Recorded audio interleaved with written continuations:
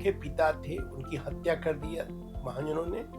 और शिबू सोरेन, अजीत सरकार, लालू प्रसाद यादव, हाँ ये लोग खड़े होते थे तो वहाँ जनता अपने आप जुड़ जाती थी। तो शिबू सोरेन ने कहा, अपने छाती पर हाथ रखकर पीटते हो कि मेरा असली बेटा चला गया। इस तरह बहुत कम ऐसे नेता हैं जो समाज को बदलने का काम करते हैं। जयप्रकाश नारायण ने समाज को बदला, गांधी ने समाज को बदला। तो मुझे लगता है कि झारखंड के अगर परिवेश में देखेंगे तो गांधी जिस तरह से देश में लोकप्रिय थे, उसी तरह से शिबू सोरेन झारखंड में लोकप्रिय थे। आज 4 अगस्त की शाम 4 बजे के आसपास जब मैं यह वीडियो रिकॉर्ड कर रहा हूं तो रांची से लेकर दिल्ली तक अफरा तफरी का माहौल है, क्योंकि आज झारखंड के पूर्व मुख्यमंत्री दिशोम गुरु शिबू सोरेन इस दुनिया को अलविदा कह चुके हैं। आज सुबह 4 अगस्त की सुबह सीएम हेमंत सोरेन ने अपने एक्स प्लेटफॉर्म पर लिखकर यह जानकारी दी कि आज दिशोम गुरु हम सभी को छोड़कर चले गए, मैं शून्य हो गया हूं। हमारे साथ दिशोम गुरु की अनसुनी कहानियों पर चर्चा करने के लिए वरिष्ठ पत्रकार विनय कुमार हैं। विनय कुमार जी अभी यूएनआई में ब्यूरो चीफ हैं झारखंड के। हमारे साथ ये चर्चा करेंगे। सर का जो अनुभव है वो हमें मिलेगा, अनसुनी कहानियों को सुनाएंगे। तो सर, आज की चर्चा की शुरुआत हम सीएम हेमंत सोरेन के पोस्ट से ही करते हैं। उन्होंने जो पोस्ट में लिखा कि दिशोम गुरु हम सभी को छोड़कर चले गए, आज मैं शून्य हो गया हूं, इस शब्द के पीछे की मार्मिकता पर थोड़ी सी प्रकाश डालिए सर। देखिए, दिशोम गुरु के हेमंत सोरेन पुत्र हैं, लेकिन आज झारखंड में लाखों करोड़ों लोग ऐसे हैं जो शिबू सोरेन के निधन के कारण दुखी।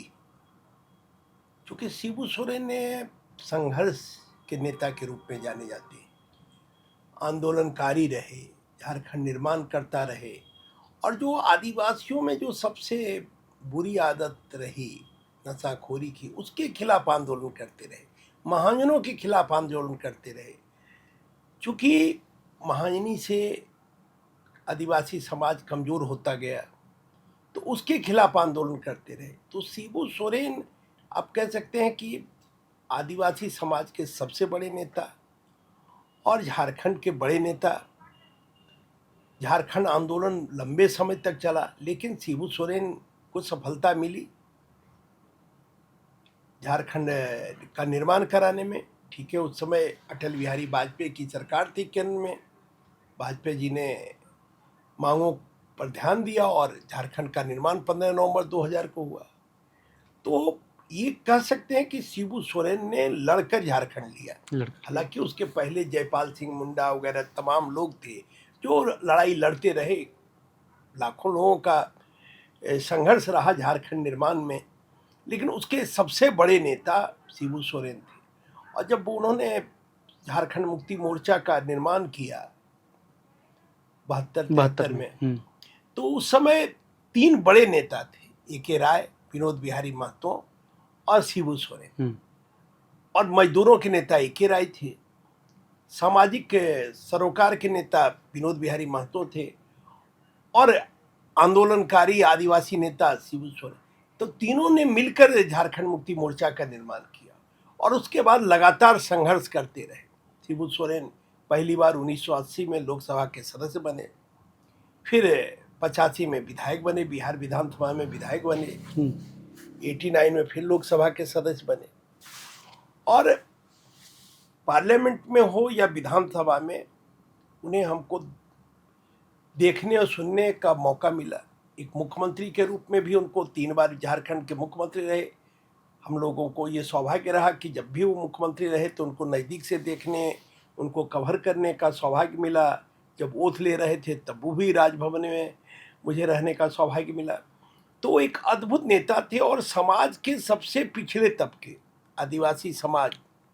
और गांधी का भी ये सपना था कि भाई लोकतंत्र तभी मजबूत होगा जब समाज के अंतिम व्यक्ति तक विकास पहुंचे। तो शिबू सोरेन इसके लिए चिंतित रहते थे। जो गरीबी अमीरी के बीच जो खाई है झारखंड में, उसको पाटना चाहते थे।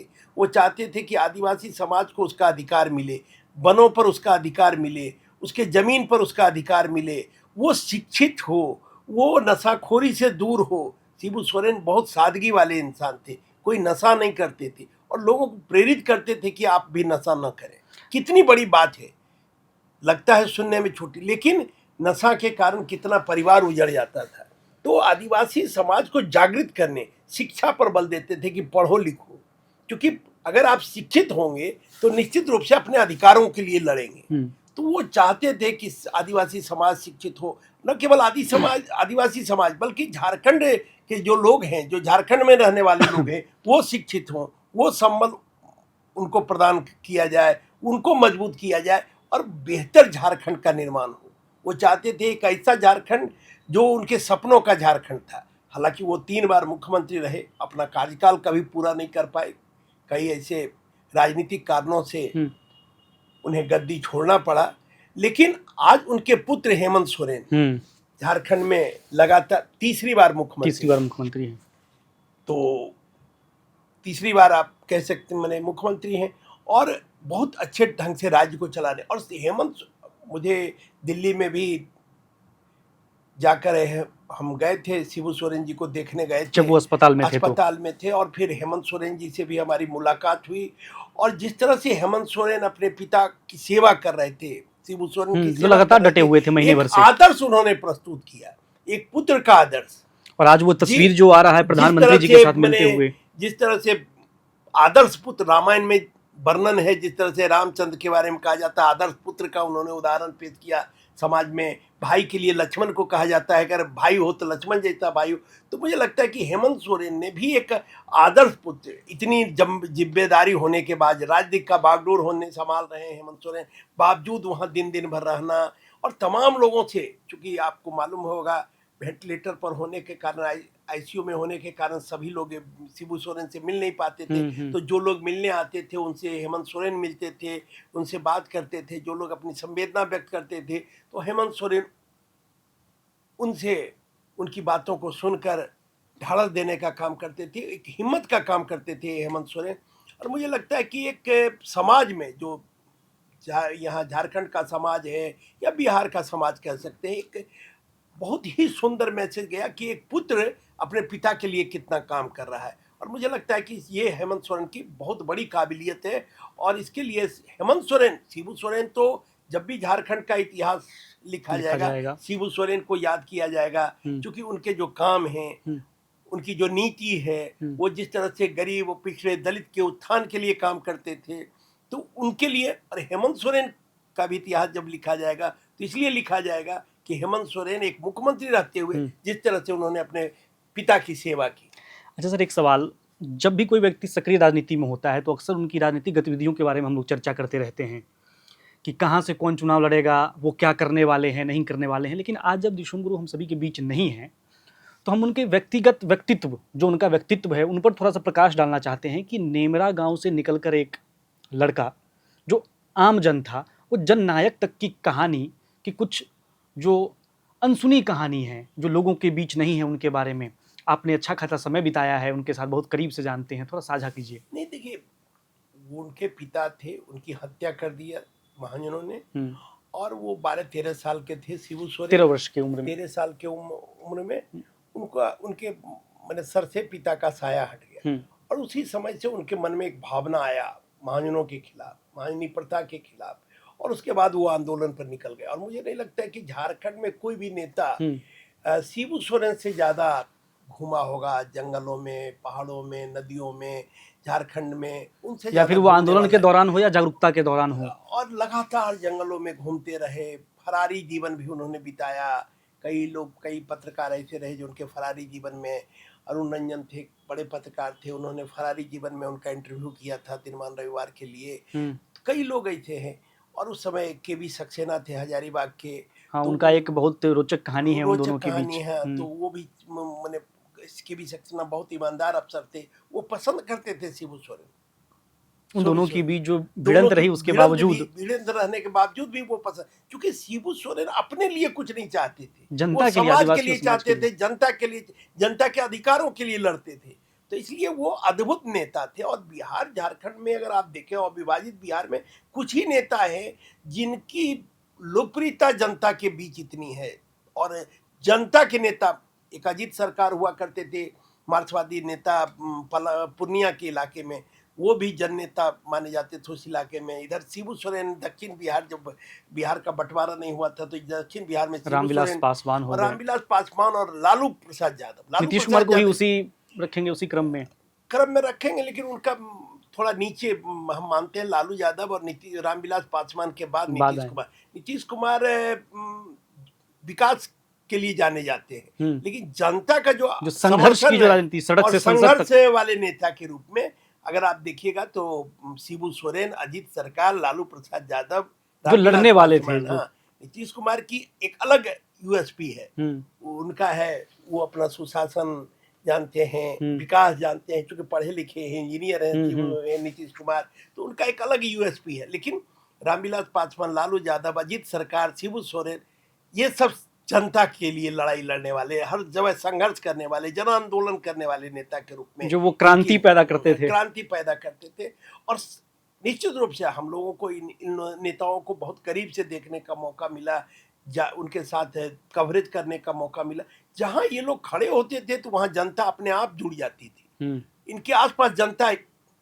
तो ये कह सकते हैं कि शिबू सोरेन अद्भुत नेता थे, और उनको दुर्भाग्य भी रहा कि उनके जीते जी उनके बड़े पुत्र बसंत सोरेन का निधन हुआ 2009 में मई का महीना था। हम उनसे मिलने गए थे उनके बोकारो स्थित आवास पर, तो शिबू सोरेन ने कहा अपने छाती पर हाथ रखकर पीटते हुए कि मेरा असली बेटा चला गया, वो मेरा असली उत्तराधिकारी था। लेकिन परिस्थिति ऐसा बनता है कि दुर्गा सोरेन नहीं रहे, और फिर जब हेमंत सोरेन उसके बाद उस घटना के बाद राज्यसभा में जाते हैं और राज्यसभा चुनाव जीतते हैं पहली बार हेमंत सोरेन, और सदन का सदस्य बनते हैं, और फिर उनके बाद 2009 में ही दिसंबर में वो विधायक बनते हैं।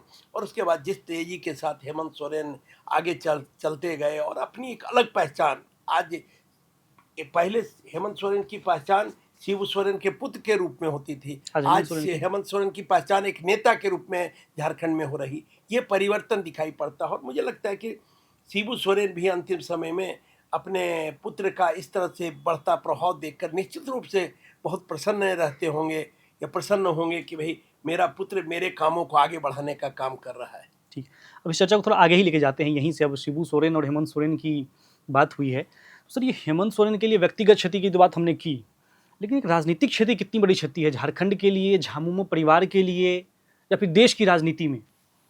नहीं, देखिए, इस तरह के नेता सदियों में पैदा लेता है, एक दिन में पैदा नहीं लेता है। इस तरह बहुत कम ऐसे नेता हैं जो समाज को बदलने का काम करते हैं। जयप्रकाश नारायण ने समाज को बदला, गांधी ने समाज को बदला।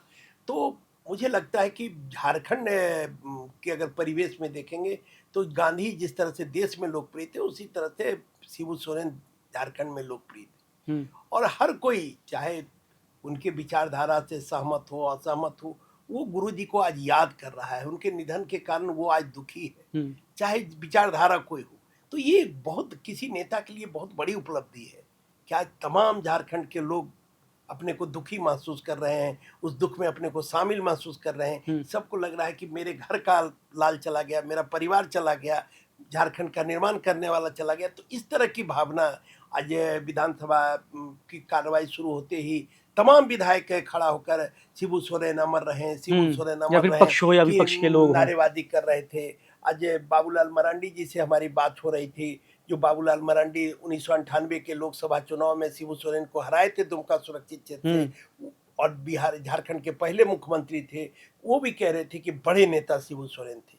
तो शिबू सोरेन आज नहीं है, लेकिन उनके कामों को लोग याद कर रहे हैं। तो ये उनका बड़ा, माने उनके बारे में कह सकते हैं कि ये उनकी यूएसपी है कि आज नहीं रहने के बाद भी कितने बड़े नेता थे आज लोग समझ रहे हैं। अच्छा सर, झारखंड 25 साल का हो चुका है।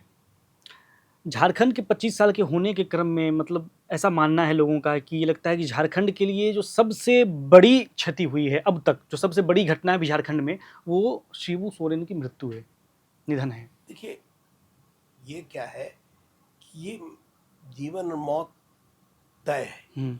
जो जन्म लेगा उसका मौत होगा, एक ना एक दिन जाना है।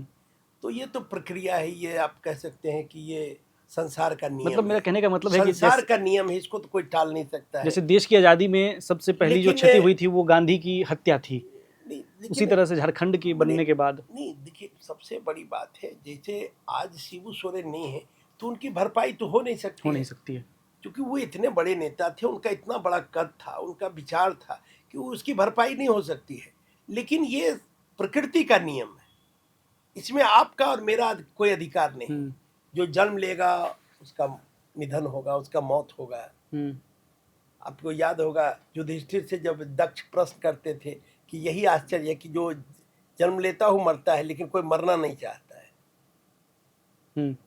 ये सबसे बड़ा आश्चर्य है। तो आज शिबू सोरेन नहीं है, हर कोई सोच रहा है कि बहुत बड़े नेता चले गए, हम अपना अभिभावक खो दिए, कोई अपना बड़ा भाई खो दिया, कोई अपना परिवार खो दिया, कोई मसीहा खो दिया। लेकिन शिबू सोरेन के जो काम है वो सदैव याद किए जाते रहे।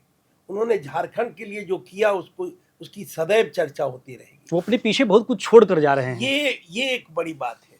और उनके कामों को हेमंत सोरेन आगे बढ़ा रहे हैं। ये बहुत बड़ी बात है। और निश्चित रूप से एक पुत्र के रूप में जितना हेमंत सोरेन ने किया वो एक उदाहरण है, समाज के लोगों के बीच भी उदाहरण है। अब मैं वो जो तस्वीर का जिक्र कर रहा था कि पीएम से गले लग के जो आज वो रो रहे थे, जो तस्वीर हम लोगों ने देखा, वाकई में उनके समर्थकों को परेशान कर रहा होगा वो तस्वीर। और प्रधानमंत्री की भी देखिए, अब कितने बड़े नेता थे, प्रधानमंत्री आते हैं, सांत्वना देते हैं, परिवार से मिलते हैं, ढाढ़स बनाते हैं, उनको अपनी श्रद्धांजलि अर्पित करते हैं। तो इसी से पता चलता है कि शिबू सोरेन का क्या महत्व था केंद्र की राजनीति में भी और झारखंड की राजनीति में भी। लंबे समय तक लोकसभा के, राज्यसभा के सदस्य रहे, आज भी राज्यसभा के सदस्य थे, तो विधानसभा के भी सदस्य, बिहार विधानसभा के भी सदस्य रहे, झारखंड विधानसभा के भी सदस्य रहे, जामताड़ा से वो विधायक बने थे, झारखंड विधानसभा के भी सदस्य रहे। तो शिबू सोरेन अद्भुत नेता थे।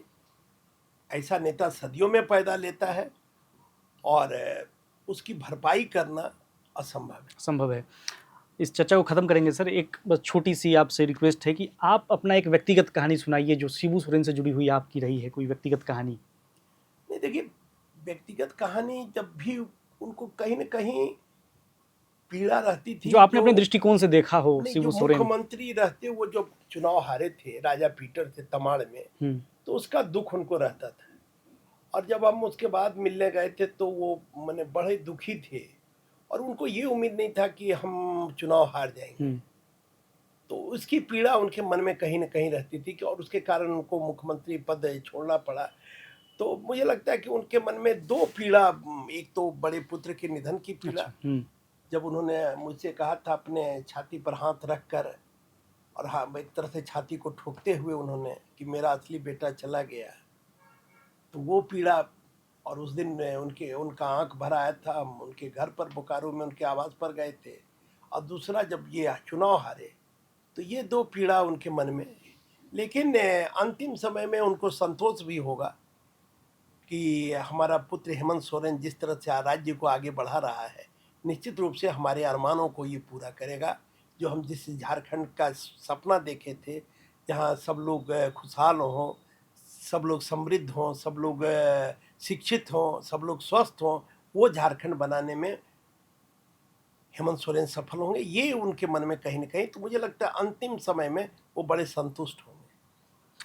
तो आप सुन रहे थे वरिष्ठ पत्रकार विनय कुमार जी को, जो कि प्रकाश डाल रहे थे दिशोम गुरु शिबू सोरेन जी की जो एक लंबा जीवन रहा है, जो अनसुनी कहानियां हैं कि उनका व्यक्तिगत जीवन कैसा रहा है, उनका व्यक्तित्व कैसा रहा है, तो वो सुन रहे थे आप। इसी तरह की तमाम कहानियों के साथ हम आपके बीच आते रहेंगे। आप इस चर्चा के बारे में क्या सोचते हैं और भी आप क्या सुनना चाहते हैं ऐसे ही बुद्धिजीवी वरिष्ठ पत्रकार से, तो आप कमेंट बॉक्स में अपनी राय जरूर लिखिए और चैनल को सब्सक्राइब जरूर कीजिए।